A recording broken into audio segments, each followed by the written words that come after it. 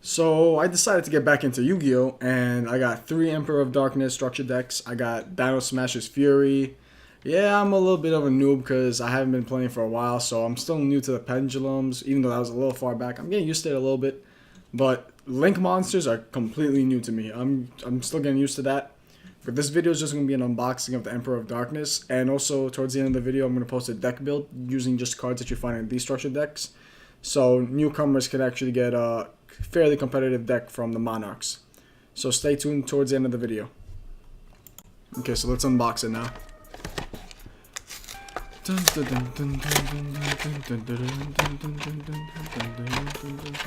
Oh, damn. What happened to all the manuals they give you?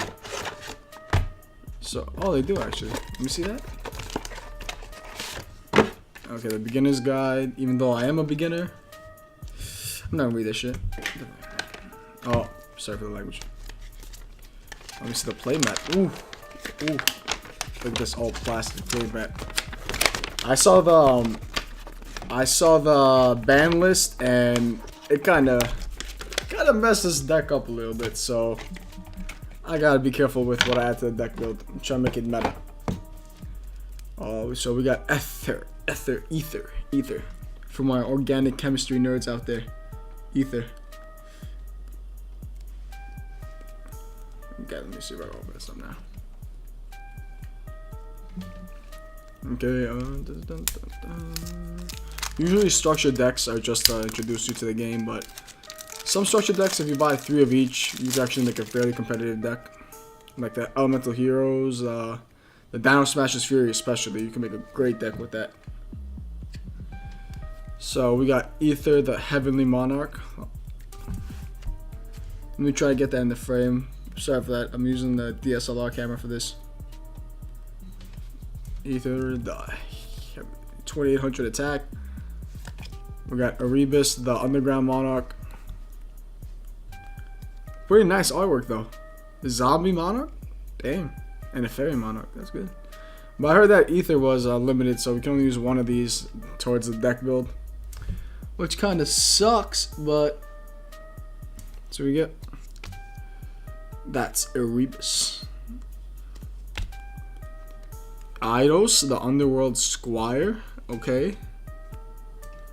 Pretty cool looking card though.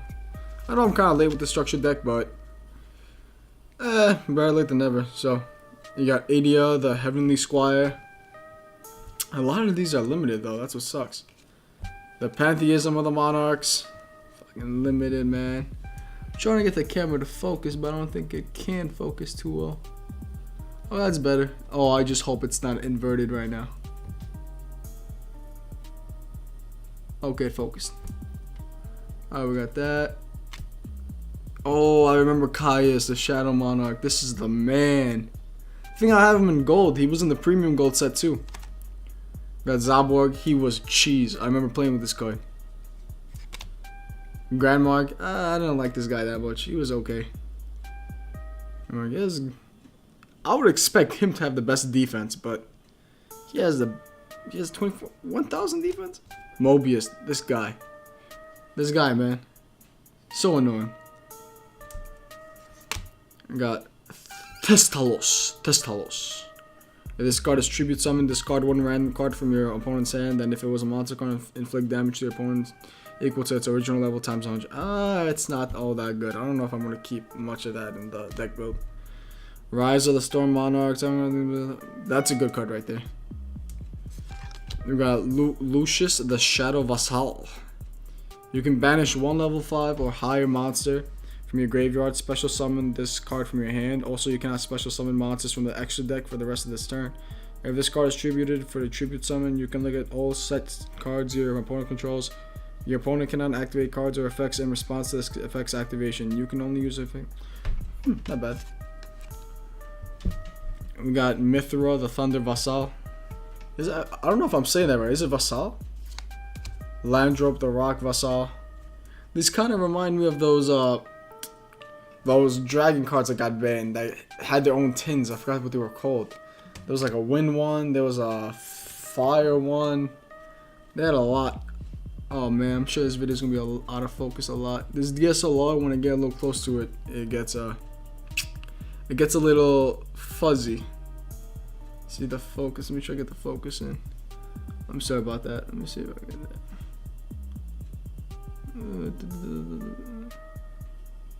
That's good. Then we got Berlineth, the Firestorm Vassal. So basically all the Vassal cards. The Garum, Illusionary Snatcher. This card looks cool. When you tribute summon a monster, you can special summon this card from your hand. If you do the attribute type, ooh, that's good. Not bad. Oh, Tragoedia. Dandelion, that's my man right there. That's my man, Dandelion. Look at that. Ah. Mathematician, this guy. Okay. Okay. Oh, level leader. 5Ds. Battle Fader. Rainbow Kariba. Oh, Rainbow Kariba. Domain. Wait, I don't believe this one's limited, so probably finally use one. March of Monarchs. I don't believe that's limited. I think Return might be. Wait, actually, no, I don't think it is. This is, I believe this is limited. The Monarch Storm. Why was it? Once during this turn, if you would tribute summon a monster, for a tribute summon, you can tribute one monster your opponent controls as if you controlled it. You can only activate this. Wow, that is cheese. Okay, I can see why it's limited. Okay, that's crazy. Tribute summon an opponent's monster. That's like that card that came out back when the original Yu-Gi-Oh was out, where you could tribute summon your opponent's monster as your own. That's how like Kaiba used to summon Blue Eyes, right? Tenacity of the Monarchs, now limited, I believe. Yeah, right here, Soul Exchange. That's what I was talking about. Soul Exchange. Enemy controller, Sisyphone. I don't know, not like that. Oh, there's a common soul charge in this. Wow. That's kind of weird seeing this in common format. That's crazy. The Prime Monarch. Okay, at least we don't got some banned cards. Okay. Escalation of the Monarchs. The first Monarch. The Monarchs Awaken. Oh, the focus is out again. Then we got the Monarchs Erupt. The Order of the Emperor. Pinpoint Guard. And a token. Wow. Every single deck now comes with a token, right? Alright, alright. Now I'm going to open up the other two boxes and make a deck build for you guys. So, I'll be right back.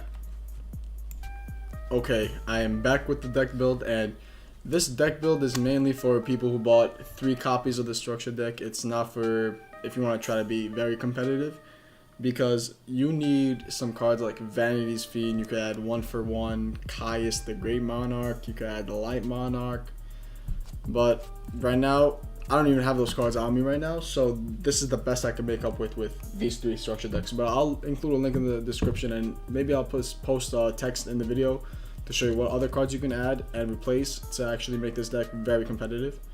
But for right now, we got Erebus, the Underworld Monarch. We got 3 of them. We got 3 Edias. We got 3 Eados. Oh, Level Eater. Level Eater is my man right here. See this? If this card is in your graveyard, you can target one level 5 or higher monster you control, reduce this level by 1, and if you do a special summon this card, this face up. This was so good for synchro summoning back then. We got Zaborg, the Thunder Monarch, only 2 of them. Rise of the Storm Monarch. I told you guys that I didn't like that Rock Monarch that much, but we got Landrobe, the Rock Vassal, so making up for it. 2 of them. 1 Ether, the Heavenly Monarch. Oh, if this was not limited, I would put good 3 of these. 1 Mobius, because you know I like Mobius. Mobius has always been the guy, man. Mathematician, 1 of them. Pretty good card actually. When this card is normal summon, you can send 1 level 4 or lower monster from your deck to a graveyard. When this card is destroyed battle and sent to the graveyard. Okay, so if this got destroyed, you could draw a card, but mainly its main use would be discarding Level Eater to the grave and using Level Eater's effect from the graveyard, so you could reduce a level 1 monster. So that's the main purpose of him. Mithra. Now for the spells. So we got no extra deck for this build right now, because Monarchs are not really meant for extra decks. A lot of the effects of these spells and traps are like, oh, you can fusion summon or summon anything from your extra deck during this turn. So not really meant for that. Tenacity of the Monarchs, 3 of them. 3 domains of the true Monarchs. 2 March of Monarchs. 1 Return of the Monarchs. I would put 3 of these, but the ban list, you know, really screwed stuff up. Soul Charge. This is the the first time I got this card was from the Dragon's Legend, I believe it was called. It was worth a lot of money. Pantheism of the Monarchs, same thing. I would actually have 3 of these if only the ban list was actually favoring the Monarchs. Because look at this. Send 1 Monarch spell or trap card from your hand to the graveyard. Draw 2 cards. 2 cards for that. Look how many Monarch spell and traps we got over here. We got 1, 2, 3, 4, 5, 6, 7, 8, 9, 10. All, like most, if not all of our spell cards are actually trap cards too. Are Monarch cards. So you could easily draw 2 cards. Then you can banish this card from your graveyard. Reveal 3 Monarch spell trap cards from your deck. Your opponent chooses 1 for you to add to your hand, and you shuffle the rest back into the deck. So this card is pretty cheese, but the part where it says that your opponent chooses the card for you, that's the part that that brings it down a little bit. But it's still a great card. That's why it's limited. We got 3 Prime Monarchs, and we got 2 Pinpoint Guards. It's like it's sort of like Monster, no, a little bit, and 1 Monarch's Erupt. So that's the deck profile for the. Oh, don't forget about this. 3 tokens. Oh, I didn't take the tokens out of the other cards actually. Let me grab the tokens real quick. But oh, that's not a token. Where's the other token at? I didn't get tokens. Oh, that token's actually taken up. Bang, 2 tokens. Bang, 3 tokens. No, the tokens are the most important part of the deck. So, right there. Dun dun dun. Okay, that's good. I forgot to mention that. 1 second. I don't know if I mentioned this, but I got the Extreme Force booster box. Like last week. I didn't get that many good cards off of it, but I was hoping to get one of the. I forgot the name of the card. It was a Link Monster. I think it's worth like $60, and it's still worth almost $60 in this box. Let me know what box I should get, because I really don't have. I have like no idea. I'm trying to get into Link Monsters, but I was thinking about getting the Dragons. No, the new box with basically all the reprints that have. It has Trishula, I think it's Battles Dragon Battles of the Dragon. I forgot what it was called, but I'm thinking about getting that. I was looking at the Rivals of the Pharaoh, but I'm not too sure about that.